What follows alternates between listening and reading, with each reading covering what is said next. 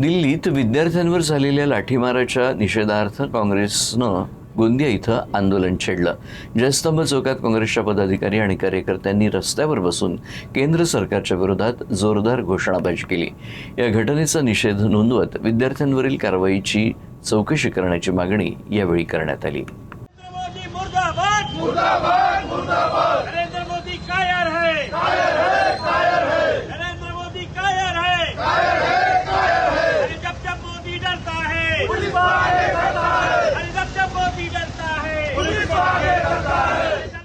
गोंदियातील जयस्तंभ चौकात काँग्रेस कार्यकर्त्यांनी मोठ्या संख्येने एकत्र येत आंदोलन केलं। विद्यार्थ्यांवरील कथित लाठीचार्ज आणि आंदोलनकर्त्यांवरील पोलीस कारवाईचा निषेध व्यक्त करत सरकारविरोधात घोषणाबाजी करण्यात आली। रस्त्यावर बसून करण्यात आलेल्या या आंदोलनात काँग्रेसचे पदाधिकारी आणि कार्यकर्ते मोठ्या संख्येने सहभागी झाले होते।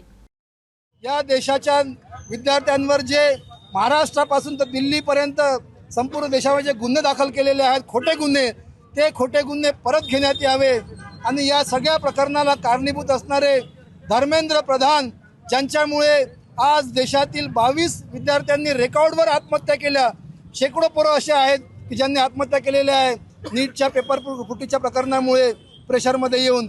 या सगळ्या याच्यामध्ये धर्मेंद्र प्रधान यांचा राजीनामा झालाच पाहिजे, ही खऱ्या अर्थाने गोंदिया जिल्हा काँग्रेसच्या माध्यमाची आम्ही मागणी करत आहोत। आंदोलनादरम्यान काँग्रेसच्या नेत्यांनी काँग्रेस सरकारवर लोकशाही मूल्यांची पायमल्ली केल्याचा आरोप केला। विद्यार्थ्यांच्या आंदोलनावर बलप्रयोग करण्याऐवजी त्यांच्या मागण्यांवर संवाद साधावा अशी मागणी देखील यावेळी करण्यात आली।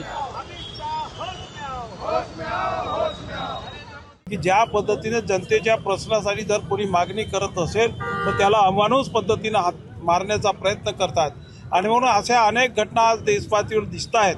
आणि म्हणून त्या संदर्भामध्ये काल झालेल्या घटनेच्या संदर्भात ज्या विद्यार्थ्यांना मारहाण, ज्यांचं रक्त निघाला, काही मुलं ॲडमिट झाले, राहुल गांधी असेल, अखिलेश यादव असतील, सुप्रिया सुळे असतील, आणखी इतर जे काही विरोधी पक्षाचे नेते असतील, या लोकांवर जो व्यवहार या लोकांनी सरकारच्या वतीने केला त्याचा निषेध करण्याच्यासाठी आणि जे काही गुन्हे यांनी दाखल केले असतील ते गुन्हे मागे घेण्यात यावं, या संदर्भामध्ये जिल्हा काँग्रेस कमिटीच्या वतीनं हे आज आम्ही या ठिकाणी डेप्युटेशन देण्याच्या संदर्भात आणि रस्त्यावर त्यांच्या विरोधाभास करण्यासाठी आम्ही या ठिकाणी आलो।